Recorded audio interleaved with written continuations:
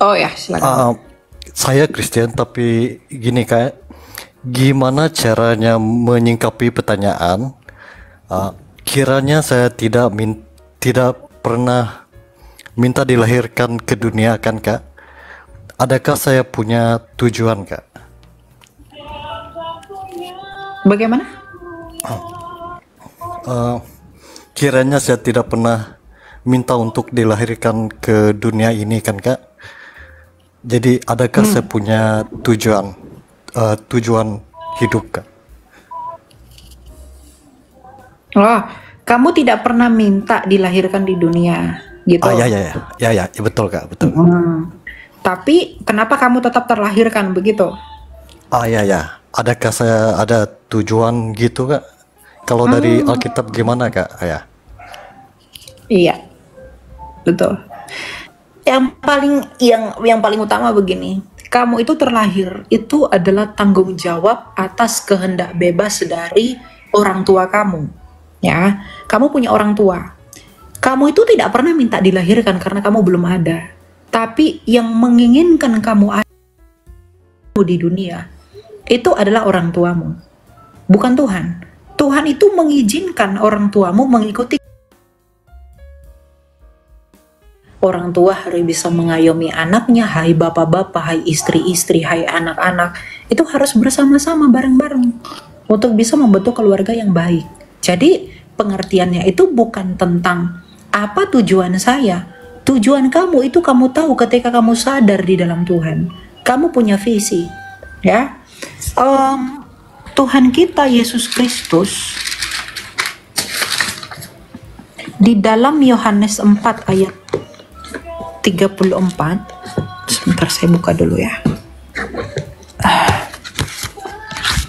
Yohanes 4 ayat 34. Yohanes 4 ayat 34. Kata Yesus kepada mereka, "Makananku ialah melakukan kehendak Dia yang mengutus aku dan menyelesaikan pekerjaannya." Jadi makanan Tuhan kita Yesus Kristus adalah menyelesaikan pekerjaan Bapaknya. Jadi untuk apa kamu dilahirkan? Kamu tahu itu ketika kamu sudah punya visi yang memang kamu bentuk bagi Tuhan. Jadi kita itu hidup bukan untuk tentang diri kita, tapi untuk kemuliaan Tuhan. Di dalam Tuhan itu kita punya visi apa? Kita tahu visi kita apa, kita tahu panggilan kita apa, dan selesaikan pekerjaan itu. Karena Tuhan Yesus adalah gembala dan adalah teladan bagi kita. Jadi kalau kamu tanya apa tujuan saya hidup di dunia ini, Tuhan mengizinkan kamu lahir di dunia ini. Meskipun kamu terlahir di dunia ini adalah tanggung jawab orang tuamu. Tapi bagaimanapun juga kamu perlu tahu, sebagai pribadi yang mengenal Yesus dan di dalam Yesus, kamu perlu merumuskan kembali apa panggilanmu, apa visimu, dan kamu harus selesaikan itu bagi Tuhan saja. Gitu. Oke, amin. Satu lagi boleh Kak? Satu lagi. Iya, silakan. Kalau menurut kitab Wahyu kan Kak, kita sekarang di fase mana Kak? Fase mana maksudnya? Gimana? Sangkakala. Maksud kalau menurut kitab Wahyu kan, kehidupan kita sekarang di fase yang mana ya? Kita sedang di dalam penggenapan menunggu kedatangan antikristus. Jadi kita itu sedang menyongsong masa kesusahan besar. Kita ini sedang menyongsong akhir masa kerajaan 1000 tahun. Ya, jadi kita ini sedang di ujung kerajaan 1000 tahun, menyongsong ujung kerajaan 1000 tahun. Kita sedang di masa itu. Karena kerajaan 1000 tahun itu nanti dikatakan kan di akhir masa kerajaan 1000 tahun itu iblis akan dilepaskan sementara waktu, dan itulah masa kesusahan besar. Nah, kita sedang menunggu masa itu. Jadi kita sedang menyongsong ujung kerajaan 1000 tahun. Kita sedang di masa itu. Gitu. Menunggu angkatan antikristus itu bangkit. Dan sekarang tandanya dan sekarang tandanya sudah banyak. Hukum sudah dirubah, Kristus sudah diolok-olok, para hamba Tuhan sudah dibunuh, banyak hal gitu ya. Oke, thank you Kak. Ya. Oke. Oke, Tuhan berkati ya. Ya.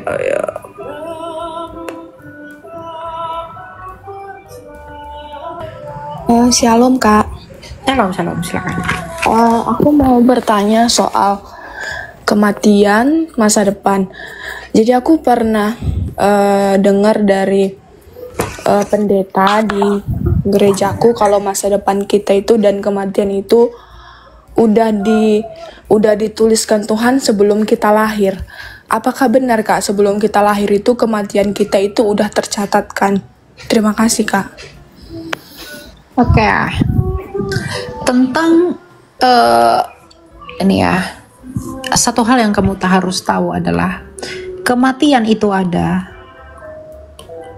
Itu karena ada apa? Dosa. Tuhan itu tidak pernah ciptakan kamu untuk mengalami kematian.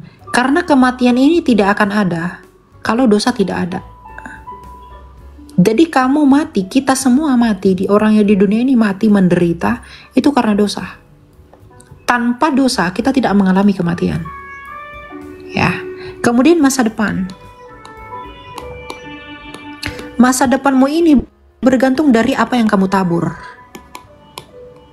Sebab apa yang kamu tabur itu yang kamu tuai. Kalau kita menabur kemalasan, yang kita tuai adalah kemiskinan. Kalau kita tabur kerja keras, kita akan mendapat berkat. Makanya Tuhan kita Yesus Kristus bilang apa? Ketuklah, mintalah, dan carilah. Ini sikap yang benar di dalam latria atau penyembahan kepada Allah. Ketaatan di dalam hal ini. Nah, kalau dikatakan Tuhan sudah menuliskan itu, pengertiannya begini. Bukan Tuhan sudah program. Tuhan sudah program kamu. Misalnya, kamu menjadi Elia jadi penginjil. Ini bukan karena Tuhan program saya jadi penginjil. Tapi saya jadi penginjil itu karena kemauan saya. Tapi Tuhan tahu bahwa saya akan jadi penginjil. Misalnya begini. Tuhan itu kan, gimana saya jelasinnya? Ini sebenarnya lebih ke hukum sih. Gini. Ini masa, ini adalah kita, dunia. Dan Tuhan itu di sini. Ini adalah ruang waktu. Tuhan itu di sini. Dia sudah tahu yang dari sini, dan di sini Tuhan itu sudah tahu. Dia sudah tahu dari sini dan di sini. Katakanlah kita masih di sini. Tuhan itu sudah tahu saya akan di akhir ini saya akan jadi apa. Tuhan sudah tahu karena dia di luar ruang dan waktu. Makanya Tuhan Yesus ketika dia berkata, "Before Abraham was, I am." Yesus tidak menggunakan I was, dia tidak menggunakan past tense, dia menggunakan present tense. Karena bagi Tuhan, kemarin, masa depan, kita di sini. Bagi kita ada hari kemarin, ada hari esok karena kita dalam ruang dan waktu. Tapi bagi Tuhan itu sekarang. Kemarin, masa lalu itu adalah sekarang. Jadi kalau misalnya kamu jadi penginjil di ujung ini, kamu jadi penginjil, Tuhan tahu bahwa kamu penginjil, kamu akan jadi penginjil, dan kamu harus jadi penginjil. Tapi kamu menjadi penginjil itu oleh karena keputusan hidupmu. Kamu yang berproses di sini, kamu yang menabur di sini. Kamu yang menabur di sini. Meskipun Tuhan tahu ujungnya kamu bakal apa, tapi bukan Tuhan yang program kamu untuk jadi penginjil. Kamu jadi penginjil karena apa yang kamu tabur. Tuhan tahu bahwa kamu jadi penginjil dan pengetahuannya itu nggak boleh gagal. Dan pengetahuannya itu pasti. Pengetahuannya itu nggak boleh nggak terjadi. Kalau Tuhan tahu bahwa saya akan jadi penginjil di masa depan, maka saya nggak bisa nggak jadi penginjil. Tapi saya menjadi penginjil itu karena kemauan saya. Makanya Tuhan kita Yesus Kristus tuh realistis. Dia bilang minta, ketuk, dan cari gitu ya. Kak, boleh sedikit lagi Kak bertanya? Ya, silakan. Kan kakak bilang waktu Yudas mengkhianati Yesus itu kan Tuhan sudah tahu kalau Yudas itu bakal mengkhianati Yesus. Terus kalau Tuhan sudah tahu, kenapa Tuhan itu nggak mengetuk pintu hati Yudas aja gitu, biar dia itu nggak mengkhianati Tuhan Yesus? Padahal kan waktu itu orang-orang tahu bahwasannya Yudas itu murid Tuhan Yesus. Apakah nggak sebaiknya murid Tuhan Yesus itu tidak tercela gitu maksudnya Kak? Terima kasih. Tuhan itu tidak pernah interferensi free will-nya orang. Sama seperti Adam. Ketika jatuh dalam dosa, Tuhan tahu nggak Adam mau jatuh dalam dosa? Tahu.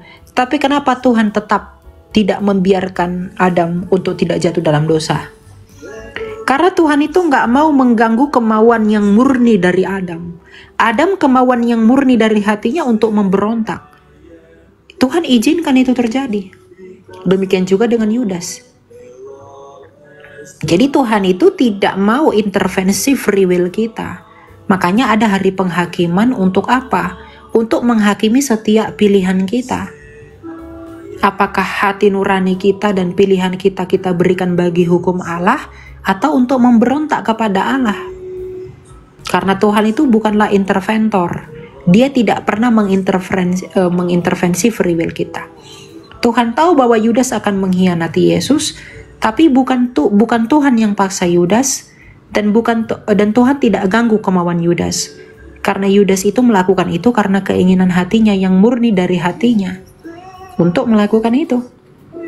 Gitu. Sama seperti Adam jatuh dalam dosa, Tuhan nggak ganggu keinginan Adam itu. Tuhan tetap izinkan itu terjadi karena Adam maunya memberontak. Maka nanti akan dihakimi kan, gitu. Kalau itu tidak ada, kalau Tuhan itu intervensi kehendak bebas mereka, artinya Tuhan tidak adil. Dia melakukan itu tetapi kepada yang lain tidak. Itu menjadi rancu nanti. Itu akan menjadi sangat rancu. Kalau Tuhan ganggu ini, itu menjadi rancu.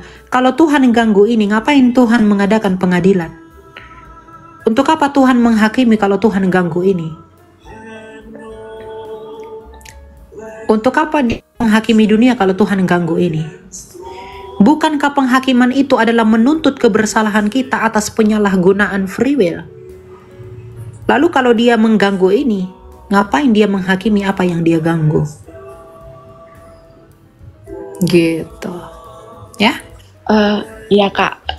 Terus kalau itu kan secara kemanusiaan, kalau itu kan ada free will-nya, karena kan ya dia memang benar-benar mau, maksudnya dia mau mengkhianati Yesus gitu. Tapi kalau kematian itu gimana Kak? Soalnya kan kalau kematian itu memang udah dasarnya hanya Tuhan yang bisa mampu mencabut nyawa kita gitu. Kalau kematian itu memang sudah berarti memang udah Tuhan tetapkan gitu. Kalau sakit meninggal Tuhan sudah tetapkan. Berarti begitu ya Kak? Tidak. Kematianmu bukan Tuhan yang buat kamu mati. Kamu mati karena dosamu. Tuhan tidak pernah cabut-cabut nyawa.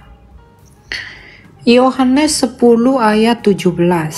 Kamu ada Alkitab nggak di situ? Yesus berkata, Aku menyerahkan nyawaku dan berkuasa mengambilnya kembali. Jadi cabut-cabut nyawa, kamu mati Tuhan cabut nyawa, nggak ada begitu dalam Kristen. Kamu mati ya karena dosamu dan itu memang sudah waktumu. Gitu. Jadi kematian kita bukan Tuhan yang bertanggung jawab. Kematian kita sendiri yang bertanggung jawab.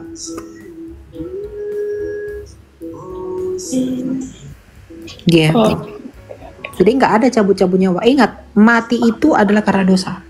Roma 6 ayat 23. Coba mana nih Roma? Kacamataku mana ya? Nih, surat Rasul Paulus kepada jemaat di Roma.